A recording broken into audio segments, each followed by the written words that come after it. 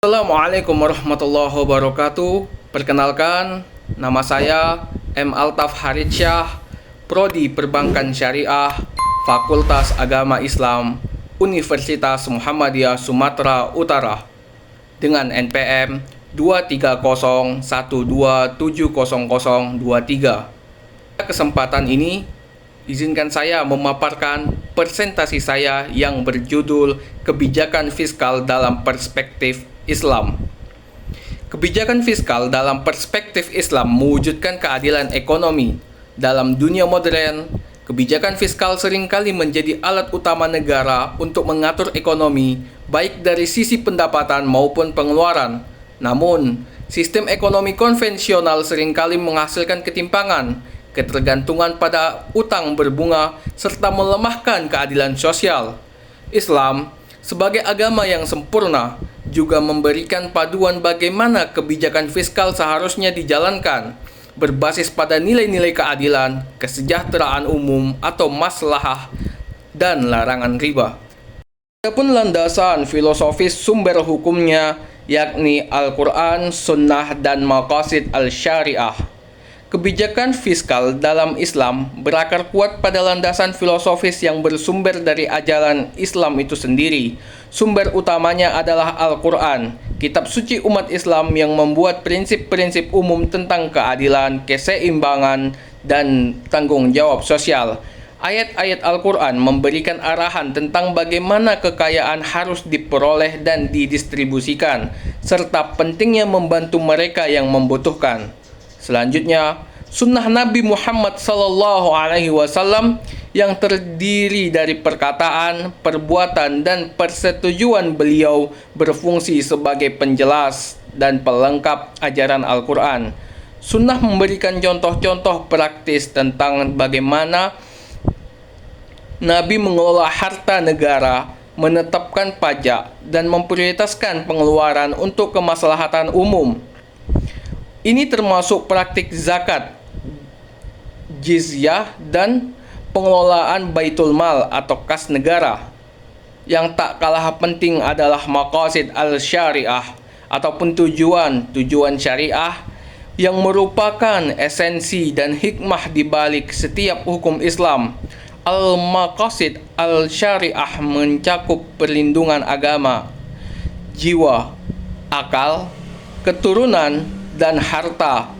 Dalam konteks kebijakan fiskal, setiap instrumen dan pengeluaran harus diarahkan untuk mencapai dan menjaga kelima tujuan fundamental ini, memastikan bahwa kebijakan tersebut benar-benar melayani kesejahteraan dan kemajuan umat manusia secara menyeluruh. Instrumen pendapatan negara dalam Islam, zakat, wakaf, dan sumber lainnya. Zakat adalah pungutan wajib atas kekayaan tertentu yang telah mencapai nisab dan haul, yang kemudian didistribusikan kepada kedelapan golongan yang berhak atau mustahik. Zakat berfungsi sebagai instrumen redistribusi kekayaan yang efektif, mengurangi kesenjangan sosial dan ekonomi, serta memberikan harta bagi para pemberi zakat. Wakaf adalah penyerahan sebagaimana harta benda yang produktif untuk dimanfaatkan secara abadi demi kepentingan umum atau tujuan keagamaan. Wakaf dapat berupa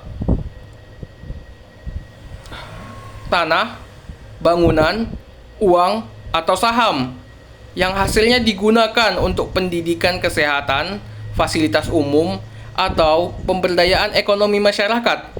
Ini adalah bentuk investasi sosial jangka panjang.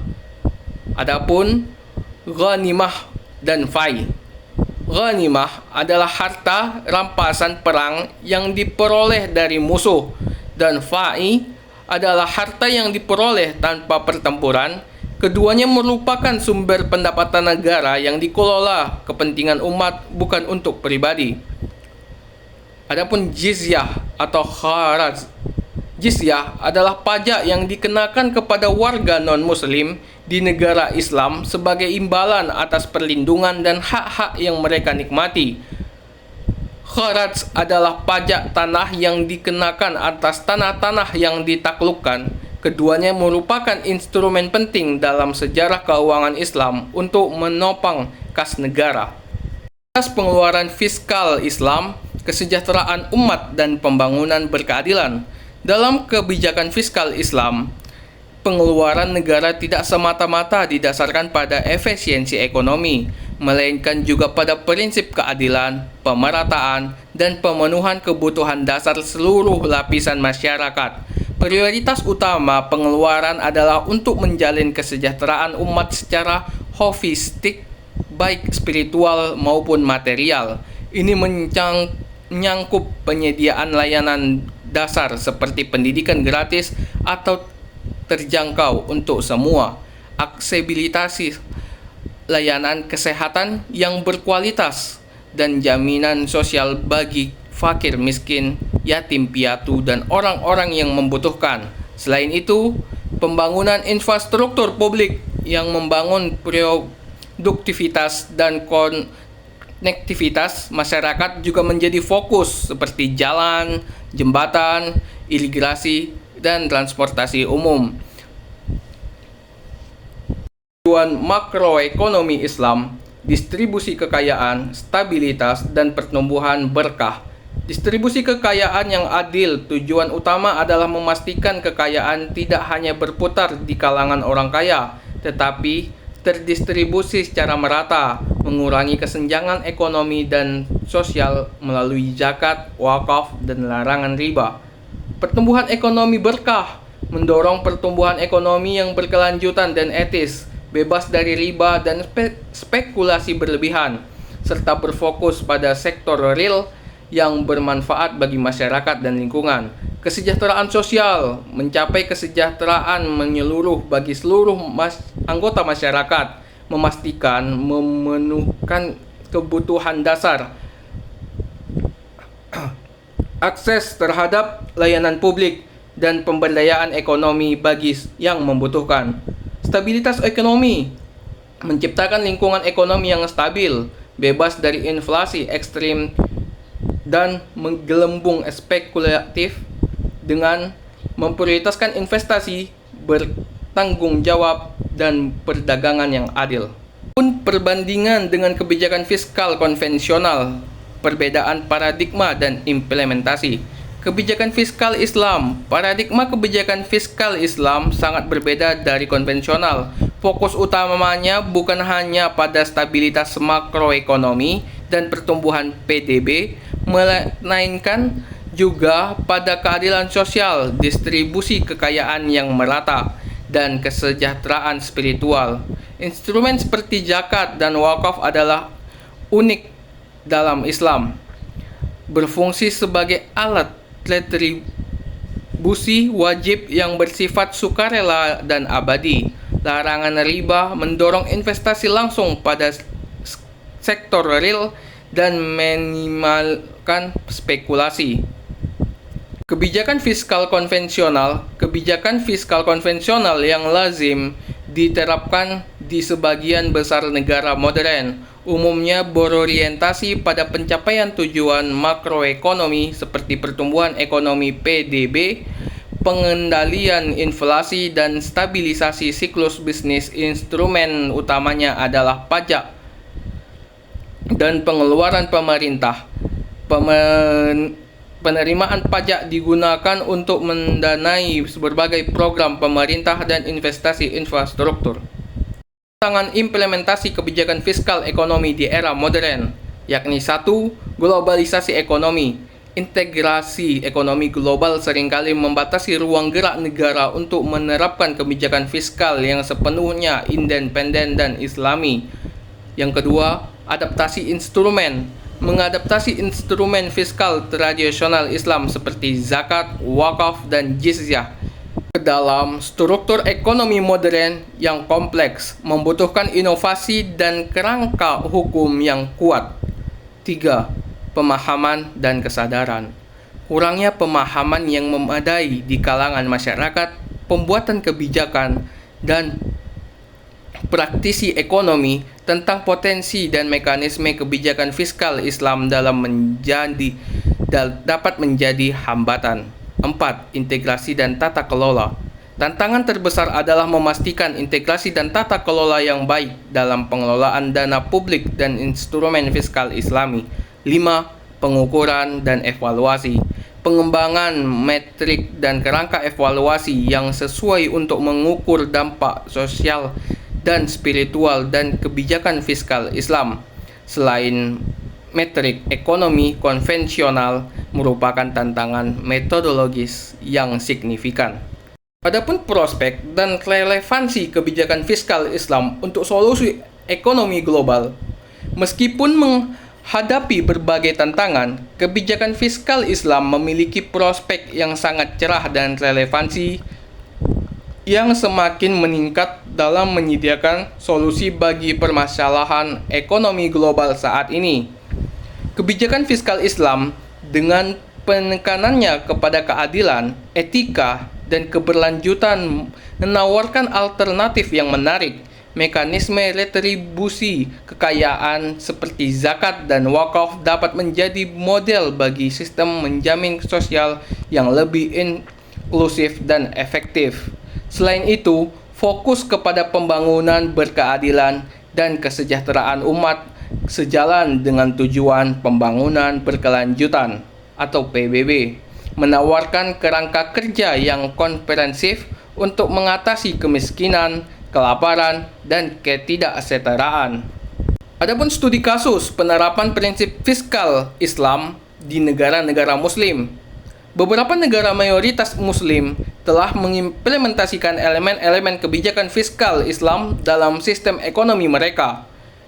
Salah satunya yakni Malaysia, pengembangan distribusi halal keuangan Islam. Malaysia telah menjadi pemimpin global dalam pengembangan keuangan Islam, termasuk sukuk sebagai instrumen pembiayaan proyek infrastruktur, pemerintah dan wakaf korporat.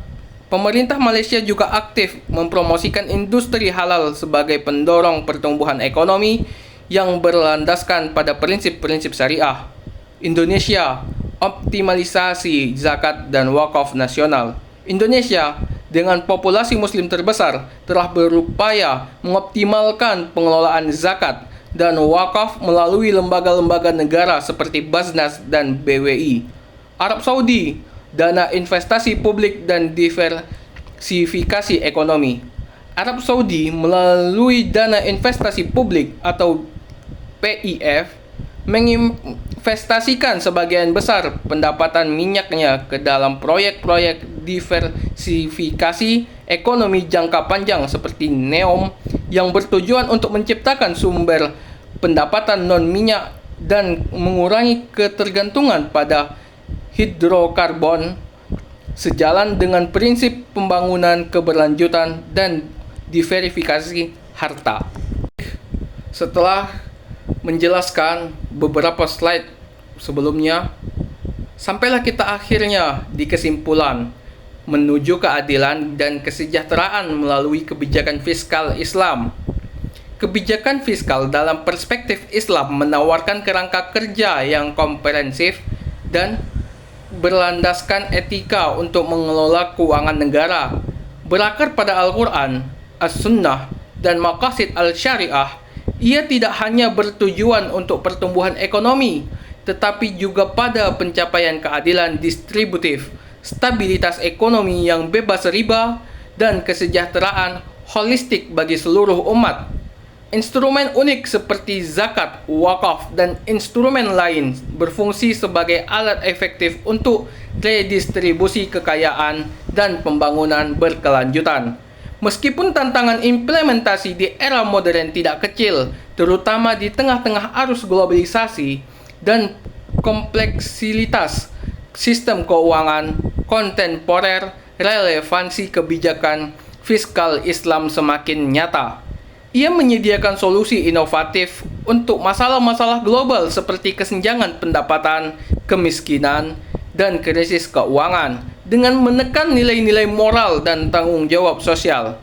Melalui studi kasus di beberapa negara muslim, kita melihat bagaimana elemen-elemen kebijakan fiskal Islam telah mulai diterapkan, menunjukkan potensi transformatifnya ke depan.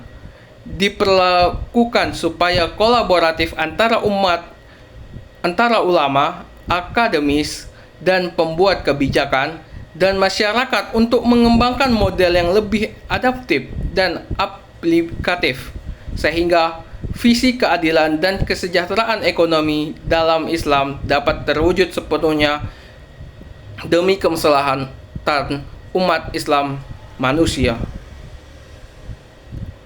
Mungkin sekian yang dapat saya sampaikan. Saya akhiri. Wabillahi taufiq wal hidayah. Assalamualaikum warahmatullahi wabarakatuh.